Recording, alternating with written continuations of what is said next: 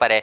दोस्तों अगर आप इलेक्ट्रिशियन का इंटरव्यू देने जा रहे हो तो आपके लिए यह वीडियो काफी कारगर होने वाला है, क्योंकि दोस्तों इस वीडियो के अंदर मैं अपने प्रैक्टिकल नॉलेज से आपके लिए कुछ क्वेश्चन लेके आया हूँ जो हमसे अधिकतर इंटरव्यू में पूछे जाते हैं। तो दोस्तों ये हमारे सामने 7 क्वेश्चन है जो कि काफी इंपॉर्टेंट है और बार बार यही क्वेश्चन दोहराए जाते हैं अगर आप इलेक्ट्रिशियन का इंटरव्यू दे रहे हैं। तो दोस्तों सबसे पहले क्वेश्चन पे आते हैं कि एमसीबी, जो हमारे सामने एमसीबी है और ये हमारे सामने फ्यूज है, आखिर इन दोनों में अंतर क्या होता है। दोस्तों हमसे बहुत बार पूछा जाता है ये क्वेश्चन कि एमसीबी और फ्यूज में क्या अंतर है, और दोस्तों बहुत सिंपल है। देखो दोस्तों जो हमारे सामने फ्यूज है, इस फ्यूज को बोलते हैं दोस्तों एचआरसी फ्यूज। क्या बोलते हैं दोस्तों इसको? HRC fuse. और जो ये हमारी एमसीबी है, ये एमसीबी का पूरा नाम तो होता है मिनिएचर सर्किट ब्रेकर। दोस्तों आपने घरों के अंदर अगर फ्यूज देखे तो जो फ्यूज लगता है वो होते हैं दोस्तों किट कैट फ्यूज। ठीक है, किट कैट फ्यूज। वैसे हमसे ये नहीं पूछा जाता, फिर भी मैं आपको बता रहा हूँ। तो दोस्तों इन दोनों के बीच अंतर की बात कर लेते हैं कि आखिर हमसे इंटरव्यू में पूछे तो हम क्या बोले। तो दोस्तों सबसे पहली चीज, अगर आपसे फ्यूज का फायदा बोल सकते हो तो आप ये कह सकते हो कि हमारा जो फ्यूज होता है वो काफी सस्ता होता है। फ्यूज का फायदा क्या है? फ्यूज सस्ता होता है, जबकि हमारी एमसीबी जो होती है वो एमसीबी महंगी होती है। ठीक है, ये हमारा पहला अंतर हो गया। दूसरी चीज दोस्तों, फ्यूज का अंतर और एमसीबी में अंतर यह है कि जैसे कभी कोई फॉल्ट होता है, जैसे कोई हमारा इलेक्ट्रिकल फॉल्ट होता है, तो हमारा जो फ्यूज होता है उसको हमको रिप्लेस करना पड़ता है, मतलब इसकी वजह दूसरा फ्यूज लगाना पड़ेगा। जबकि हमारी जो एमसीबी है, ये एमसीबी को हम रीयूज कर सकते हो, मतलब हम इसको वापस से उपयोग में ले सकते हैं। इसके अलावा दोस्तों इन दोनों के बीच जो अंतर है वो तीसरा काफी इंपॉर्टेंट है, जो अगर आप बोलोगे तो ये दोनों बोलने की भी जरूरत नहीं है। वो है दोस्तों हमारी जो एमसीबी होती है वो एमसीबी हाई सेंसिटिव होती है। अब हाई सेंसिटिव का मतलब क्या होता है दोस्तों? तो हाई सेंसिटिव का मतलब इतना होता है कि हमारी एमसीबी छोटे से मोटे फॉल्ट को भी सेंस करके आराम से ट्रिप पकड़ जाती है। पर दोस्तों जो हमारा फ्यूज होता है वो फ्यूज इतना अच्छा सेंसिटिव नहीं होता है। हमारी एमसीबी और फ्यूज दोनों हमको सेम प्रोटेक्शन देते हैं। दोनों हमको क्या क्या प्रोटेक्शन देते हैं वो मैं आपको बता देता हूँ। तो हमारी जो एमसीबी होती है वो एमसीबी हमको 2 प्रोटेक्शन देती है, और हमारे फ्यूज होता है वो फ्यूज भी हमको 2 प्रोटेक्शन देते हैं। एक होता है दोस्तों ओवरलोड पे प्रोटेक्शन। ओवरलोड का प्रोटेक्शन मतलब जैसे हमारा जो फ्यूज है ये 4 एम्पियर का है, और अगर 5 एम्पियर इसमें से निकलेगा तो ये बंद हो जाएगा, यानी ये इसका तार उड़ जाएगा, और हमारी एमसीबी हमको ये प्रोटेक्शन देती है। इसके अलावा दूसरी प्रोटेक्शन होती है वो होती है दोस्तों short circuit protection. Short circuit protection, ये दोनों प्रोटेक्शन हमको फ्यूज और एमसीबी से मिलती है। शॉर्ट सर्किट कब होता है? जब हमारा फेस फेस आपस में बैठ गया, फेस न्यूट्रल आपस में बैठ गया, वो प्रोटेक्शन हमारी शॉर्ट सर्किट प्रोटेक्शन कहलाती है। फ्यूज और एमसीबी दोनों प्रोटेक्शन सेम होती है, पर अंतर सिर्फ इतना है कि हमारी जो एमसीबी होती है वो एमसीबी हाई सेंसिटिव होती है, मतलब छोटे मोटे फॉल्ट को भी सेंस करके ट्रिप कर देती है। पर हमारा जो फ्यूज होता है वो फ्यूज हाई सेंसिटिव नहीं होता, वो होता है लो सेंसिटिव, मतलब वो छोटे मोटे फॉल्ट को सेंस नहीं कर पाता है। और दूसरी चीज मैंने आपको कुछ और अंतर बताएं, आप ये भी बता सकते हो। इसके अलावा दोस्तों सेकंड क्वेश्चन पे आते हैं कि इलेक्ट्रिक से लगी आग को कैसे बुझाएंगे। दोस्तों काफी इंपॉर्टेंट क्वेश्चन है, ये सेफ्टी के नजरिए से पूछा जाता है। मतलब भविष्य में हमारे इलेक्ट्रिकल में आग लग गई, हमारे कोई शॉर्ट सर्किट हो रहा है और कंटिन्यूसली हो रहा है, उससे आग लग रही है, तो आप क्या करोगे? तो दोस्तों इलेक्ट्रिक से लगी आग को कैसे बुझाएंगे, इसका आंसर सिर्फ एक लाइन का ही है। सबसे पहले आप ये बोलेंगे कि हम रेत व मिट्टी का उपयोग करेंगे अगर हमारे पास में कोई भी इक्विपमेंट नहीं है। और दोस्तों अगर हमारे पास में उपकरण है तो आप कौन सी गैस का उपयोग करोगे? दोस्तों देखो, ए टाइप की गैस आती है, बी टाइप की आती है, सी टाइप की आती है, डी टाइप की आती है और के टाइप की भी गैस आती है। ठीक है, तो दोस्तों इसमें से किस टाइप की गैस का उपयोग करोगे? तो दोस्तों आपको जो गैस का उपयोग करना है वो करना है दोस्तों सी टाइप की गैस। अगर आपसे कोई इंटरव्यू में पूछे कि आप कौन सी टाइप की गैस का उपयोग करोगे, तो आपको करनी है सी टाइप की गैस, क्योंकि दोस्तों सी टाइप की जो गैस होती है उसके अंदर होता है CO2, मतलब कार्बन डाइऑक्साइड। तो दोस्तों इन दोनों के अलावा हमसे तीसरा क्वेश्चन काफी इंपॉर्टेंट बार बार पूछा जाता है, वो होता है दोस्तों वोल्टेज और करंट में क्या अंतर होता है।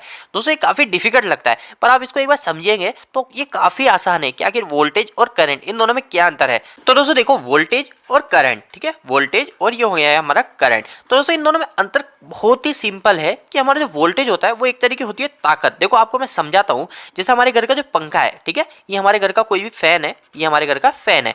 तो दोस्तों अगर इसमें पूरे वोल्टेज आएंगे ना, जैसे इस फैन के जो वोल्टेज है 220 वोल्टेज है, अगर वो 220 वोल्टेज पूरा है तो ये पंखा इसकी फुल स्पीड के साथ घूमेगा, जो भी इस पे स्पीड सेट है।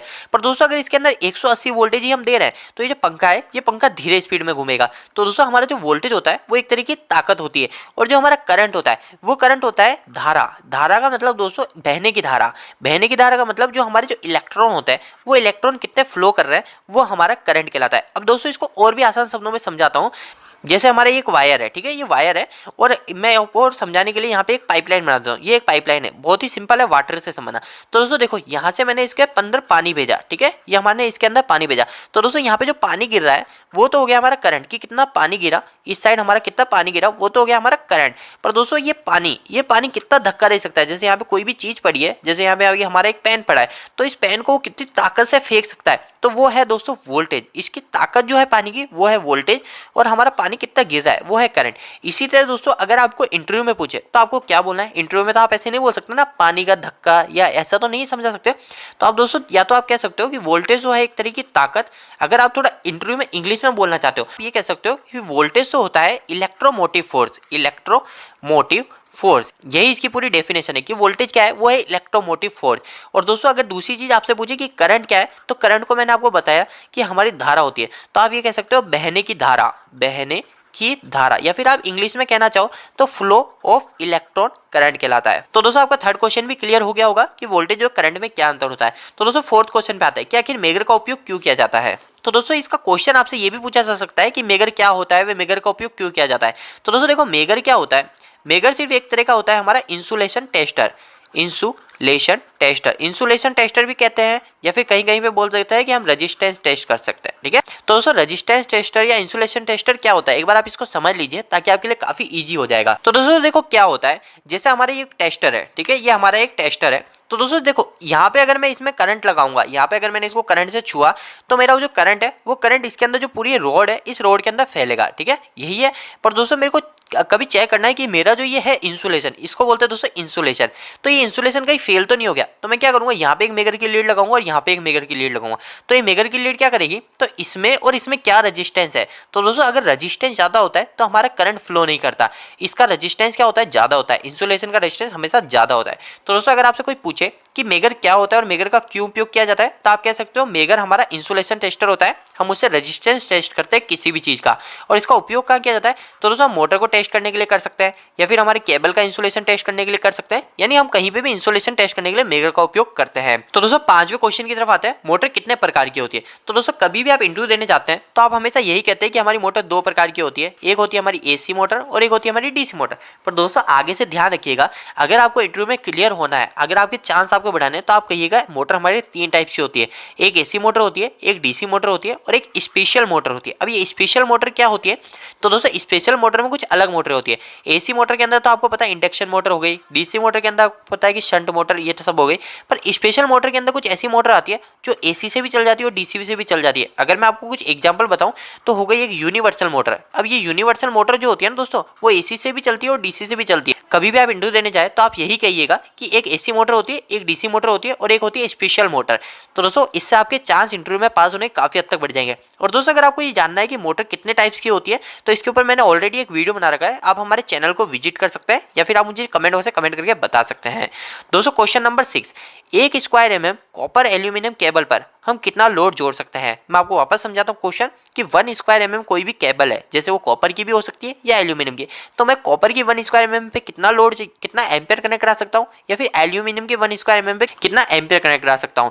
तो दोस्तों इसका आंसर कभी भी आप एक सिंपल लाइन में मत दे दीजिएगा कि आप बोल दें कि हम 5 एम्पियर कनेक्ट करा सकते हैं 1 स्क्वायर एमएम पे, नहीं दोस्तों, क्योंकि दोस्तों हर समय हालात के हिसाब से एम्पियर कम ज्यादा होते हैं। तो दोस्तों मैं आपको समझा देता हूँ कि अगर आप कॉपर केबल की बात कर रहे हो, कॉपर की केबल की बात कर रहे हो, है ना, जैसे कॉपर की केबल बात करें 1 स्क्वायर एमएम, ठीक है, 1 स्क्वायर एमएम, तो दोस्तों आप कहिएगा अगर हम उसको टेम्परेरी यूज कर रहे हैं कुछ समय के लिए, तो हम उस पर 10-11 एम्पियर भी कनेक्ट करा सकते हैं। पर दोस्तों अगर हम उसको परमानेंट कहीं पे फिक्स लोड देना चाहते हैं, यानी कहीं पे भी हम उसको फिक्स एक लोड पे कनेक्ट करा रहे हैं कि वो केबल वहीं के लिए परमानेंट रहेगी, उस लोड पे ही चलेगी, तो दोस्तों हम उस केबल पे 5 से 6 एम्पियर तक लोड कनेक्ट करा सकते हैं। और दोस्तों साथ साथ एक बात ध्यान रखिएगा, अगर हमारा लोड कुछ ज्यादा दूर है, जैसे मतलब 100 मीटर हो गया, 80 मीटर हो गया, यानी इतना दूर लोड है, तो हम क्या करते हैं दोस्तों, हम हमारी जो कॉपर की केबल होती है, हम मान के चलते हैं कि एक स्क्वायर एमएम हमारी only for 4 ampere he load connect कराएगी।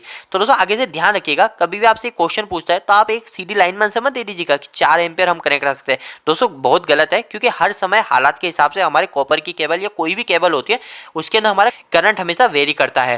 तो दोस्तों आप एल्यूमिनियम की बात कर रहे हैं कि एल्यूमिनियम केबल के अंदर आप क्या कहेंगे, तो दोस्तों वही चीज, अगर हम कोई टेम्परेरी लोड कनेक्ट करा रहे हैं, टेम्परेरी लोड में हम 6 से 8 एम्पियर हमारी एल्यूमिनियम केबल को दे सकते हैं। और अगर हम कहीं पे फिक्स लोड में कनेक्ट करा रहे हैं तो हमारी जो एल्यूमिनियम केबल है हमारी 4 से 5 एम्पियर लोड कनेक्ट करा सकते हैं। और दोस्तों एक चीज का ध्यान रखिएगा, कभी भी हम ज्यादा दूर कनेक्ट करा रहे हैं, मतलब 100 मीटर या 80 मीटर की रेंज में करा रहे हैं, तो हम उस पर ओनली फॉर 2 या 3 एम्पियर 1 स्क्वायर एमएम केबल पे ही कंसिडर करते हैं। तो दोस्तों अगर आप कुछ इस तरीके का आंसर दोगे तो आपके इंटरव्यू पास होने के चांसेस काफी हद तक बढ़ जाएंगे। तो दोस्तों 7 क्वेश्चन जो कि लास्ट क्वेश्चन है हमारा कि कंडक्टर और इंसुलेटर में क्या अंतर होता है। तो दोस्तों जो कंडक्टर कंडक्टर और इंसुलेटर में अंतर बहुत ही सिंपल है। जैसे हमारे टेस्टर है, इस टेस्टर के अंदर का जो ये सिरा है, ये है हमारा कंडक्टर, और जो ऊपर का सिरा है ये हमारा इंसुलेटर। देखो दोस्तों, हमारा जो वायर होता है, जैसे हमारा वायर है, तो इस वायर के ऊपर तो होता है जो इंसुलेटर होता है, और जो अंदर जो कॉपर है वो कॉपर है हमारा कंडक्टर। ठीक है, ये हो गया हमारा कंडक्टर। तो दोस्तों आखिर इन दोनों में अंतर क्या होता है? तो दोस्तों देखो, अंतर ये होता है कि हमारा जो कंडक्टर होता है, इस कंडक्टर में से हमारा करंट इधर से इधर फ्लो करता है। जैसे मेरा ये पूरा एक लंबा कंडक्टर है, ठीक है, ये हमारा पूरा तार है, तो ये पूरा कंडक्टर है, और इसके ऊपर मैंने इंसुलेटर लगा रखा है। इधर मैंने इसमें फेस जोड़ा, तो मेरा जो फेस है वो मेरा इधर भी मिल जाएगा, मतलब मेरा करंट फ्लो होएगा आपस में। और जो हमारा इंसुलेटर होता है, तो इंसुलेटर में अगर मैंने इधर फेस जोड़ा, हमने इधर करंट दिया, तो हमारा करंट इधर भी नहीं पहुंच पाएगा। इंसुलेटर का यही फर्क होता है। तो दोस्तों कंडक्टर और इंसुलेटर में यही फर्क होता है। कंडक्टर एक तरह का चालक होता है। चालक का मतलब दोस्तों करंट एक जगह से दूसरी जगह तक पहुंच जाएगा। पर दोस्तों हमारा जो इंसुलेटर होता है, इंसुलेटर का मतलब ये होता है हमारी सेफ्टी के लिए उपयोग करता है। जैसे यहाँ पे करंट लगाया तो वो यहाँ पे नहीं पहुंच पाएगा। अगर मैं आपको थोड़ा एग्जांपल दूं, तो हमारे जो भी वायर है, जो भी हमारे कॉपर है, एल्यूमिनियम है, जो भी वायर है वो हमारे कंडक्टर होते हैं। और इंसुलेटर की बात करें तो इंसुलेटर में जैसे हमारा ये रबड़ हो गया, हमारा गिलास हो गया, प्लास्टिक हो गया, ये सब हमारे इंसुलेटर में आते हैं। तो दोस्तों ये कुछ बेसिक क्वेश्चन थे जो आपके होने वाले अगले इंटरव्यू में काफी काम आने वाले हैं। दोस्तों यह वीडियो आपको कैसा लगा, इस वीडियो को लाइक करके जरूर बताइएगा। अगर आपको कोई भी सवाल इस वीडियो के प्रति या फिर इलेक्ट्रिकल से जुड़ा है, तो आप मुझे नीचे कमेंट बॉक्स में कमेंट करके पूछ सकते हैं। इलेक्ट्रिकल वीडियोस अगर आप हिंदी में देखना पसंद करते हैं, आज ही इस चैनल को सब्सक्राइब कर लीजिए। आज के लिए इतना ही, धन्यवाद।